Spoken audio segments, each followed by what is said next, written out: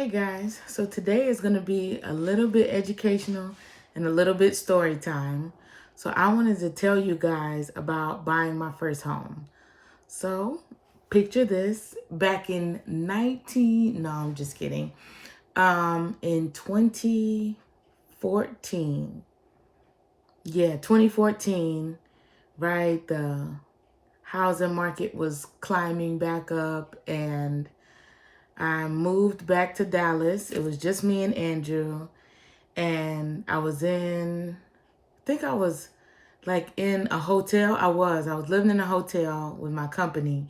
And I was trying to find a house. I wanted to buy a house. I decided I was going to have a house. Because I'm a mom now. So I need to have a house. And I looked and I looked and I decided, okay, I can probably do up to 125,000. I had no idea where that number even came from. I don't know if I Googled that with my income. I just decided that that was the amount that I wanted to spend. And so my sister found me this realtor and he was amazing. And so we're looking at homes and he was like, so like if we go from 125,000 to 150,000, then your monthly payment is only going to change like a couple dollars because that amount is over 30 years. So take whatever the difference is, right, which was 25,000, and divide that by whatever 12 monthly payments by 30 years is.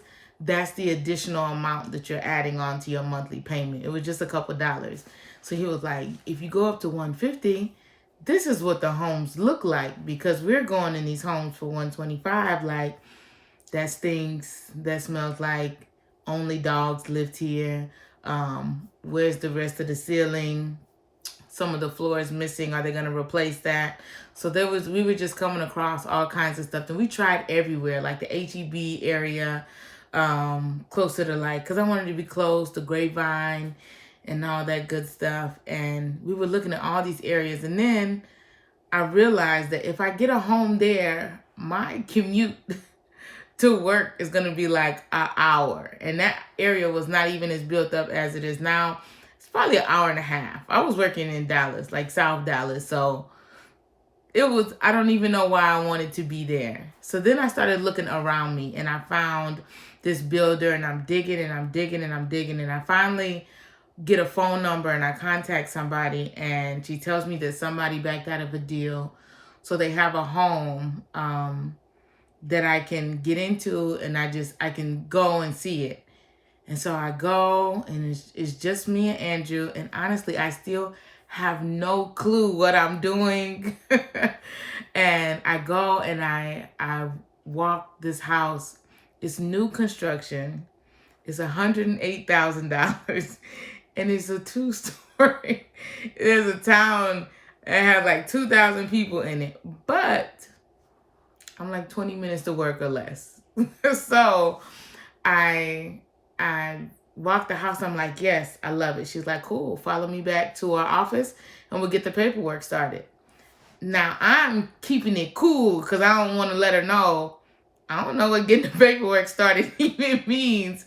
But she hung in there. She was a trooper. And we drove back, right? And this is a long drive. So now when you see new construction, the model home is a street over from where they're building. I was building in Wilmer. The builder's office was in Waxahachie. So for 30 minutes, I'm following behind this woman, and I'm just like, I got about $600 in my bank account. Now I've got about $6,500 saved that I'm not touching, but I don't know if that's enough. Like, I haven't done any actual math. I haven't met with a lender. I have no idea what I'm doing. And so the whole drive, I'm like, man, I hope they don't ask me for nothing crazy, because my bank only even let me transfer like 1,000 or 2,000 at a time. So this might be a whole waste of time. And it's cold, and it's the weekend before my 25th or 26th birthday. And I'm like, I still don't actually know what I'm doing.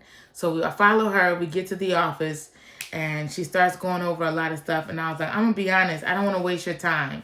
I'm ready to buy. I want to buy. I want that house that we saw today in the cul-de-sac with a large yard. Like, I can see it. It's my dream home.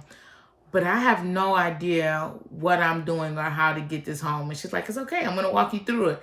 And not realizing that this woman just wants to make a sale, I'm just like, oh, okay, how kind of her. Now, she was very, very helpful in the end, but let me get there.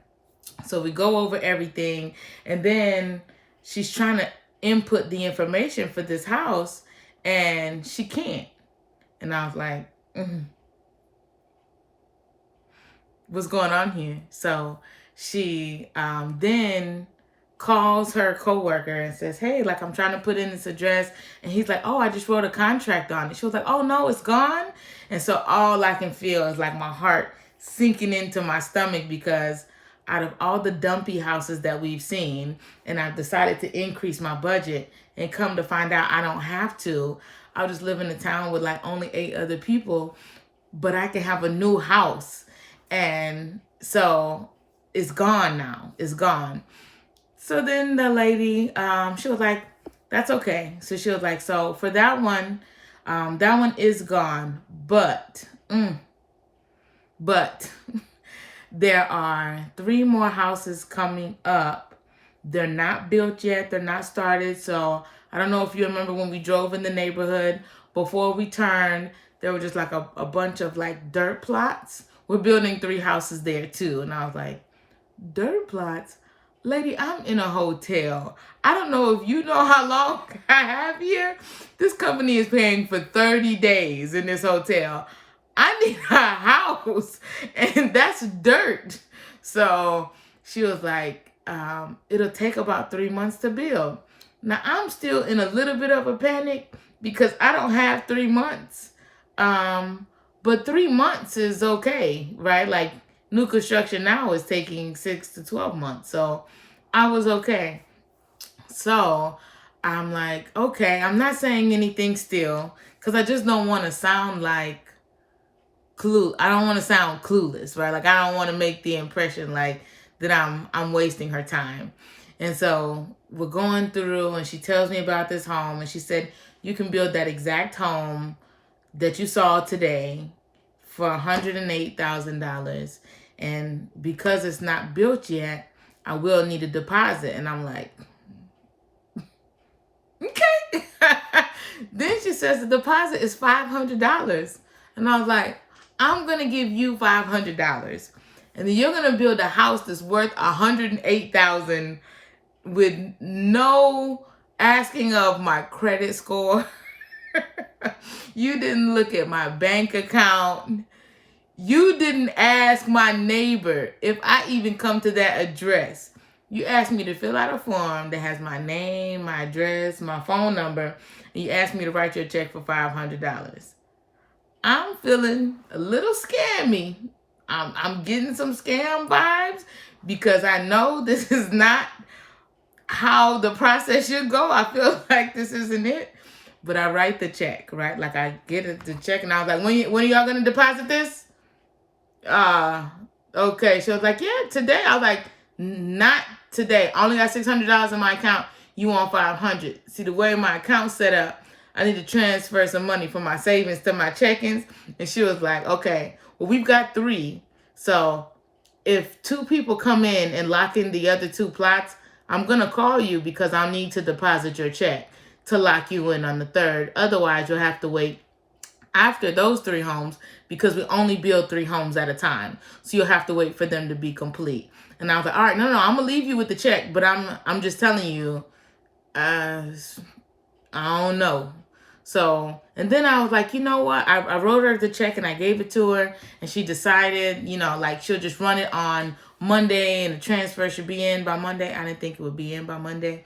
But I said, yeah, Monday should be fine. I'm pretty sure this is like a Thursday. I don't think that's reality, but I'm going with it.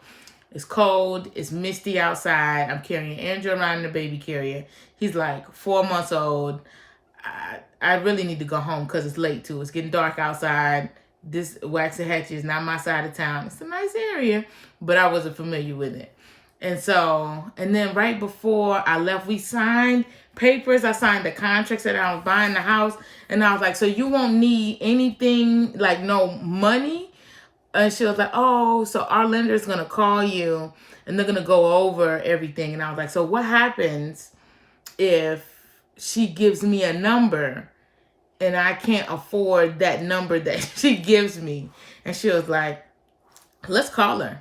And so this is where I realized she was doing more than just getting a sale. She actually was going along with the fact that I was pretending like I knew what was going on and didn't just play me like I was an idiot and re-explain everything. So she called the lender and she's got her on speakerphone. And she's like, yeah, I'm here with a young lady and she wants to buy a home. She's got the $500 down and she wants to have an idea of what those